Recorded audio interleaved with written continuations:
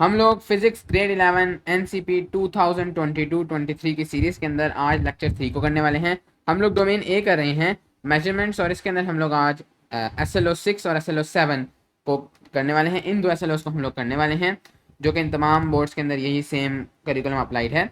तो अब हम लोग सबसे पहले तमाम कॉन्सेप्ट्स को देखेंगे और फिर एंड में जाकर देखेंगे क्या हमने इन दोनों SLOs को देख लिया है नहीं। तो पिछले दो लेक्चर्स के अंदर हम लोग डायमेंशनल एनालिसिस और फिजिकल क्वांटिटीज़ के बारे में ऑलरेडी जान चुके हैं। अब हम लोग आज के इस वीडियो में एक और कॉन्सेप्ट को सीखने वाले हैं, and that is the concept of uncertainty. और ये एक बहुत ही इंपॉर्टेंट कॉन्सेप्ट है इन मेजरमेंट्स में। हम ऑलरेडी जानते हैं कि मेजरमेंट्स क्या हैं फ्रॉम लेक्चर 1। तो इसके अंदर मान लेते हैं कि मेरे पास, अब हमें पता है कि जितनी भी फिजिकल क्वांटिटीज़ हैं उनको हम लोग मेजर करते हैं using instruments. Non physical quantities जैसे कि हैप्पीनेस या इंटेलिजेंस, इनको हम लोग बस अंदाज़ा लगा सकते हैं, इंस्ट्रूमेंट से हम लोग मेजर नहीं कर सकते। लेकिन फिजिकल क्वांटिटीज़ को हम लोग इंस्ट्रूमेंट से मेजर करते हैं। तो यहाँ पर हमारे पास मान लेते हैं कि मेरे पास एक रूलर है। तो ये रहा मेरे पास एक रूलर, और मान लेते हैं ये उसकी डिवीजन है। तो मे बी ये 7 है, 8 है, 9 है और 10 है। अब मान लेते हैं मेरे पास एक रीडिंग इधर है, एक मेरे पास जो है वो लेंथ है वो यहाँ तक आ रही है। तो ऑफकोर्स उसकी लेंथ मैं कर लेता हूँ 7 मिलीमीटर्स। ओके, तो ये मान लेते हैं मेरे पास मिलीमीटर्स की लाइन्स हैं, क्योंकि रूलर के अंदर जो सबसे स्मॉलेस्ट डिवीजन होती हैं वो मिलीमीटर्स की हैं, तो सबसे स्मॉलेस्ट हैं। उसके बाद मान लेते हैं मेरे पास यहाँ कोई आता है, मैं उसे कह देता हूँ 8 सेंटीमीटर्स। ये तो ठीक है, लेकिन अब मान लेते हैं मेरे पास इन दोनों के दरमियान में कोई वैल्यू आ जाती है यहाँ पर। तो यहाँ पर आप लोग देख सकते हैं कि ये जो वैल्यू आई है, ये मान लेंगे यहाँ पर मेरे पास इन दोनों के दरमियान आ गई है। तो यहाँ पर हमारे पास ये जो वैल्यू आई है, ये आप देख सकते हैं इन दोनों लाइंस में से किसी के साथ भी कोइंसाइड नहीं करी। और यही हर इंस्ट्रूमेंट की एक लिमिटेशन है कि हर इंस्ट्रूमेंट का एक लीस्ट काउंट होता है। इसका लीस्ट काउंट, एक रूलर का लीस्ट काउंट आमतौर पे हमारे पास होता है 1 मिलीमीटर। यानी जो स्मॉलेस्ट डिवीजन है वो 1 मिलीमीटर है। ये 7 मिलीमीटर नाप लेगा, 8 मिलीमीटर नाप लेगा, लेकिन इनके दरमियान नहीं नाप सकता। 1 मिलीमीटर तक का गैप मौजूद है दो डिविजन्स के दरमियान, ये इसका लीस्ट काउंट है। इस प्रिसीजन तक ये नहीं नाप सकता, ये बस 1 मिलीमीटर तक नाप सकता है। 7 मिलीमीटर, 8 मिलीमीटर नाप लेगा, लेकिन ये नहीं बता सकता ये 7.1 है या 7.2 है। इस प्रिसीजन तक ये नहीं जा सकता। तो यहाँ पर हमारे पास ये जो है, अब यहाँ पर हम अंदाज़ा लगा सकते हैं कि ठीक है ये इसके हाफ से थोड़ा सा आगे है। अगर हम लोग देख लें हाफ थोड़ा सा आगे है, तो हम अंदाज़ा लगा के कहते हैं कि ये 8 है। हम इसको राउंड कर देते हैं और यहाँ पर हम इस रीडिंग को ले लेते हैं 8 सेंटीमीटर। तो यहाँ पर इस मेजरमेंट के अंदर एक अनसर्टेनिटी आ गई है। मेरे पास ये जो मेजरमेंट है 8 सेंटीमीटर, मैं ये नहीं कह सकता ये एक्जैक्टली 8 है, क्योंकि जब भी मैं कोई भी मेजरमेंट रूलर से लूंगा, मुझे ये नहीं पता कि जिस बंदे ने ये मेजरमेंट ली थी क्या वो लाइन एग्जैक्टली, क्या वो जो मेजरमेंट थी वो एक्जैक्टली 8 पे थी या कहीं इधर उधर थी। तो हमेशा इसके अंदर एक अनसर्टेनिटी होगी। अनसर्टेनिटी का मतलब है इसके अंदर एक शक होगा कि क्या वाकई में ये रीडिंग ठीक है। तो आमतौर पर जो एनालॉग इंस्ट्रूमेंट्स हैं, जिनके अंदर आपके पास जो डिजिटल इंस्ट्रूमेंट्स नहीं हैं, आपको उनमें खुद मेजर करना होता है।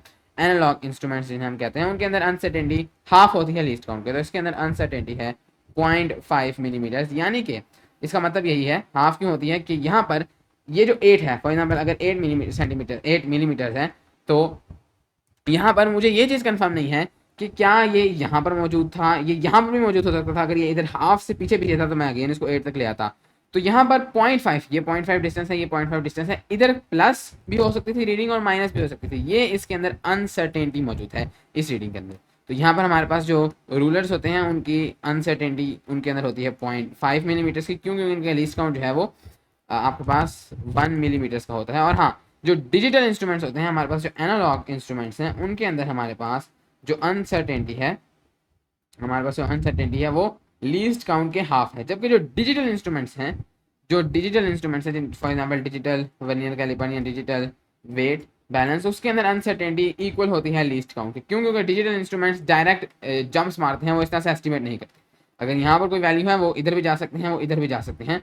ये उनके अंदर बस एक खामी है। तो वो पूरी आपके पास एक अनसर्टेनिटी बनाती है। तो इस वजह से हम लोग नॉर्मली फिजिक्स के अंदर इस स्टेज तक एनालॉग को ही पढ़ते हैं। तो यहाँ पर हमारे पास अनसर्टेनिटी हाफ होती है लीस्ट काउंट। और आप देख सकते हैं क्यों? क्योंकि हमें ये नहीं पता कि ये 8 यहीं पर था या इधर आगे पीछे था, और हम लोगों ने इसको राउंड किया। तो ये हमारे पास एक अनसर्टेनिटी है, शक है इस रीडिंग के अंदर। इसी तरीके से वर्नियर कैलिपर्स का भी आपको पता है, ये रूलर्स ये भी लेंथ को मेजर करते हैं, लेकिन रूलर से थोड़े अच्छे हैं। इनका लीस्ट काउंट आपके पास आमतौर पर 0.1 मिलीमीटर होता है। कुछ इससे भी अच्छे होते हैं, 0.02 तक भी चले जाते हैं। तो इनका ऑफकोर्स आपके पास जो आपके पास अनसर्टेनिटी है वो 0.05 मिलीमीटर्स होगी। तो इस तरीके से आप लोग मजीद आगे जा सकते हैं।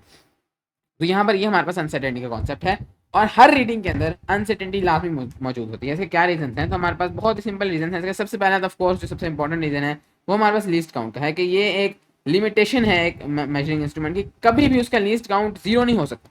वो हमेशा किसी हद तक ही मेजर कर सकता है, उससे ज़्यादा अच्छा वो मेजर नहीं कर सकता। नंबर 1। नंबर 2, आपके पास अनसर्टेनिटी और भी बहुत से फैक्टर्स आते हैं, जिसके अंदर एक है ह्यूमन एरर। कोई भी ह्यूमन एग्जैक्टली प्रिसाइजली कोई भी रीडिंग नहीं नाप सकता, उसका अपना कुछ एरर होगा, उससे भी इंस्ट्रूमेंट के अंदर, उससे भी मेजरमेंट के अंदर अनसर्टेनिटी आ सकती है। तीसरा, आपके पास एनवायरमेंटल फैक्टर्स भी होते हैं। हो सकता है जब आपने पहली बार नापा तो टेम्परेचर ज़्यादा था, अगली बार नापा तो टेम्परेचर कम था, तो इससे आपके पास एनवायरमेंटल फैक्टर से भी उस रीडिंग के अंदर शक आ सकता है कि क्या ये वाकई में ठीक है या नहीं है। इसके अलावा इंस्ट्रूमेंट्स के अंदर खराबियां भी हो सकती हैं, तो इंस्ट्रूमेंट इम्परफेक्शंस के लीस्ट काउंट के अलावा वो बनाया ही गलत तरीके से गया है। कोई भी इंस्ट्रूमेंट 100% परफेक्ट नहीं होता, हल्की फुल्की उसके अंदर गलतियां होती हैं। और इसके अलावा एक पांचवा फैक्टर ये भी है कि नेचर ऑफ द मेजरमेंट, कुछ मेजरमेंट्स ही ऐसी होती हैं जो कभी कुछ होती हैं और कभी कुछ होती हैं, उनको प्रिसाइजली मेजर ही नहीं किया जा सकता।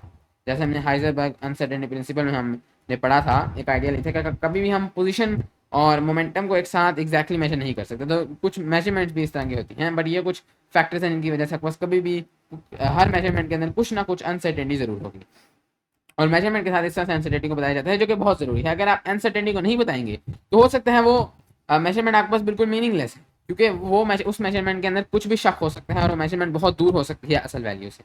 तो जितनी आपके पास अनसर्टेनिटी कम होगी उतना ही अच्छा है, क्योंकि उतनी आपके पास एक्यूरेट जो है वो रीडिंग आएगी। तो यहाँ पर अब हम लोग अब ये तो हो गए हमारे पास बेस फिजिकल क्वांटिटीज, यानी बेस फिजिकल क्वांटिटीज की अनसर्टेनिटी आपने किस तरह से निकाली है कि आप लोगों ने डायरेक्टली इंस्ट्रूमेंट्स के लीस्ट काउंट से आप लोग उसकी अनसर्टेनिटी फाइंड कर लेते हैं। अब बात आती है हमारे पास डिराइव्ड फिजिकल क्वांटिटीज की, और जब हम लोग डिराइव की बात कर रहे हैं तो यहाँ पर वो चीज़ें भी आ रही हैं जिनके अंदर हम लोग बेस फिजिकल क्वांटिटीज के ही नेगेटिव और प्लस के अंदर ऑपरेशन कर रहे हैं। वैसे मैं बताया नेगेटिव प्लस से यूनिट्स चेंज नहीं होता, लेकिन फॉर एग्जांपल डेल्टा टी, इसको भी हम इधर डिराइव ही समझेंगे, क्योंकि इसके अंदर हम ऑपरेशंस कर रहे हैं, हम कोई चीज़ मेजर नहीं कर रहे बल्कि फॉर्मूला लगा रहे हैं। अब फॉर एग्जाम्पल हमने कैलकुलेट करना है एरिया। एरिया हमारे पास क्या है, फॉर एग्जाम्पल एक स्क्वायर का एरिया है, length multiply by length. Length का अनसर्टेनिटी आ गई, मे बी हमने इसको रूलर से मेजर किया है, इसकी भी अनसर्टेनिटी आ गई। लेकिन एरिया की अनसर्टेनिटी हम लोग कैसे निकालेंगे, वो तो हम किसी इंस्ट्रूमेंट से मेजर नहीं कर रहे।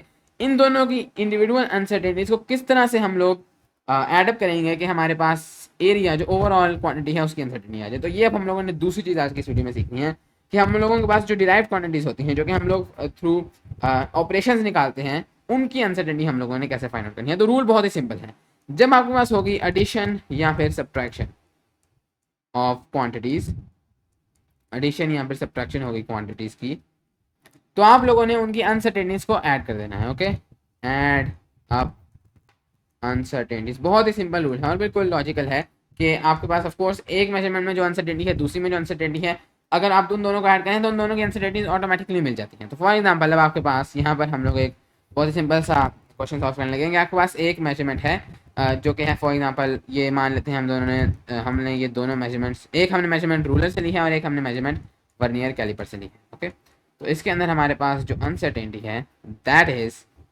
इसके अंदर हमारे पास जो अनसर्टेनिटी है दैट इज मे बी ये जो रीडिंग है this is 9 millimetres plus minus point plus minus 0.5 millimetres, और इसके अंदर हमारे पास है मे बी ये एक रीडिंग है 2 मिलीमीटर्स प्लस माइनस 0.05 मिलीमीटर्स। अब हम लोगों ने कोई एक ऐसी चीज़ निकालनी है, ये ए है ये बी है, मान लेते हैं हमने एक्स निकालना है जो कि आता है ए प्लस बी से। ओके, तो यहाँ पर हम लोग डिराइव कर रहे हैं इसको इन दोनों से, तो यहाँ पर हमारे पास ए आ जाएगा 9 millimetres plus minus 0.5 millimetres add 2 millimetres plus minus 0.05 millimetre. Simply इन दोनों को आप ऐड कर देते हैं तो ये हो जाता है 11 मिलीमीटर्स, और अब आपने इन दोनों अनसर्टेनिटीज को भी ऐड कर देना है ओवरऑल अनसर्टेनिटी निकालने के लिए। तो ये आपके पास हो जाएगा प्लस माइनस 0.55 मिलीमीटर्स, 0.5 प्लस 0.5 है 0.5। इसके बाद सेकंड है हमारे पास जब हम लोग मल्टीप्लाई या डिवाइड करेंगे। ओके, तो अब इसके अंदर रूल थोड़ा सा डिफरेंट हो जाएगा। आप खुद सोचें जब आप मल्टीप्लाई या डिवाइड कर रहे हैं तो आप सिंपली उन वैल्यूज को एडअप नहीं कर रहे, तो आप उस तरह से अनसर्टेनिटीज को भी एडअप नहीं कर सकते क्योंकि उसकी कोई सेंस नहीं बनेगी। इसके अंदर ऑफकोर्स हम लोग क्या करते हैं कि हम लोग इनकी परसेंटेज अनसर्टेनिटीज को एडअप कर देते हैं। परसेंटेज अनसर्टेनिटीज क्या है, तो ये हमारे पास एक परसेंट है कि उस वैल्यू की कितनी परसेंट हमारे पास उसके अंदर अनसर्टेनिटी मौजूद है।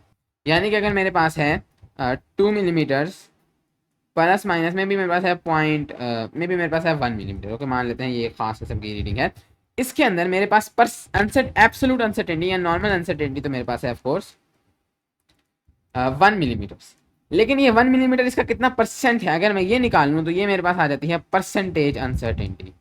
परसेंटेज अनसर्टेनिटी, ऑफ कोर्स मैं इसको कैसे निकालूंगा, मैंने निकालना है ये इसका कितना इसके अंदर ये यानी कि 1 मिलीमीटर इसका कितना हिस्सा है। तो ऑफ कोर्स मैं ऊपर रखूंगा 2 मिलीमीटर्स, नहीं बल्कि ऊपर मैं रखूंगा 1 मिलीमीटर, क्योंकि मैं जिस मैं ये देखना चाहता हूँ कि 1 मिलीमीटर इसका कितना हिस्सा है। तो ऑफ कोर्स मैं इसको डिवाइड करने वाला हूँ 2 मिलीमीटर से।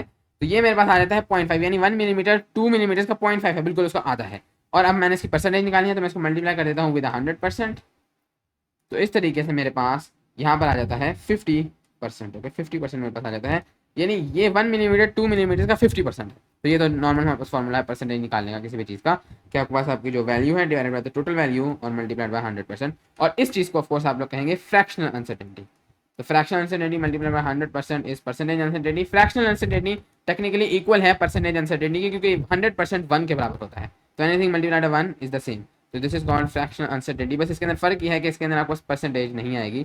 तो आपके पास इसी की जो फ्रैक्शनल अनसर्टेनिटी है वो सिंपली है 0.5। ओके, सिंपली आपके पास है 0.5 या फिर 1/2, और इसको मल्टीप्लाई करते हैं 100% से, तो आपके पास परसेंटेज अनसर्टेनिटी आ जाती है। तो आपने जब भी मल्टीप्लाई या डिवाइड करना है तो आपने परसेंटेज अनसर्टेनिटी या फ्रैक्शनल अनसर्टेनिटी दोनों का ऐड कर सकते हैं, एट दी एंड वो सेम चीज़ है, उनको आपने ऐड करना है, बजाय से कि आप एब्सोल्यूट अनसर्टेनिटीज को ऐड करें। तो बहुत ही सिंपली यहाँ पर अगर मेरे पास दो रीडिंग्स हैं, मैंने एरिया फाइंड आउट करना है। एक मेरे पास रीडिंग है may be 8 millimetres plus minus 0.1 millimetre, और यहाँ पर ऑफकोर्स इस 0.1 को आपको कन्वर्ट करना पड़ेगा परसेंटेज अनसर्टेनिटी में, तो आप इस फॉर्मूला के थ्रू कर सकते हैं। मैं यहाँ पर मान लेते हैं कि मैं यहाँ पर डायरेक्ट कोई परसेंटेज अनसर्टेनिटी ले रहा हूँ, डायरेक्ट परसेंटेज की फॉर्मूला देते हैं। तो मान लेते हैं मेरे पास यहाँ पर 2% अनसर्टेनिटी है, और मेरे पास दूसरा है, और डिवाइड के अंदर भी सेम रूल अप्लाई होगा। दूसरा मेरे पास में भी है 7 millimetres plus minus may be यहाँ पर 3% अनसर्टेनिटी मौजूद है। तो अब सिंपली मेरे पास ये हो जाएगा 8 मल्टीप्लाइड बाय 7 आप लोग कर देंगे 56 मिलीमीटर्स, और इन दोनों का आप लोग एडअप कर देंगे, that is going to be 5%। और ऑफ कोर्स अगर आप इसको एब्सोल्यूट के अंदर लिखना चाहें तो आप लोग यहाँ पर से एब्सोल्यूट अनसर्टेनिटी जो है वो फाइंड आउट कर सकते हैं।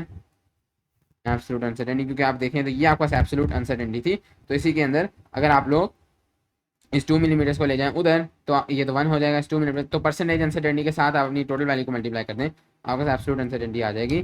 तो इधर 5% मल्टीप्लाइड बाय 56 मिलीमीटर्स, यानी जो मेरे पास एब्सोल्यूट अनसर्टेनिटी है वो मेरे पास है, अगर मैं इसको करूँ तो this is going to be 2.8 millimetres. आप डायरेक्टली कैलकुलेटर के ऊपर परसेंटेज का साइन डाल सकते हैं, या फिर आप इसको लिख सकते हैं एज आप इसको यहाँ पर अगर फ्रैक्शन फॉर्म में लिखें 0.05, 5 डिवाइडेड बाय 100, परसेंटेज का मतलब है डिवाइडेड बाय 100, 0.05। तो ये आपके पास आ जाता है। तो ये आपके पास फाइनल रीडिंग है plus minus 2.8 millimetres, just like that.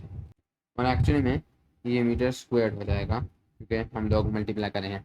Anyways, ये था हमारा आज का लेक्चर। तो इसके अंदर हम लोगों ने अनसर्टेनिटीज़ को पढ़ लिया, और फिर हम लोगों ने डिराइव जब हमने की क्वांटिटीज़, तो उनके अंदर हम लोगों ने देख लिया है कि जब हमारे पास ऐड हो रही हैं या फिर सब्ट्रैक्ट हो रही हैं, तो फिर हम लोग क्या करें हैं, हम लोग बहुत ही सिंपली, हमारे पास अगर डेल्टा जी है, डेल्टा हम लोग यूज़ करते हैं फिजिक्स के अंदर वैसे चेंज के लिए, या अनसर्टेनिटीज़ के लिए भी डेल्टा का सिंबल यूज़ होता है। तो जो ओवरऑल मेरे पास अनसर्टेनिटी होगी वो मेरे पास delta A plus delta B के बराबर होगी।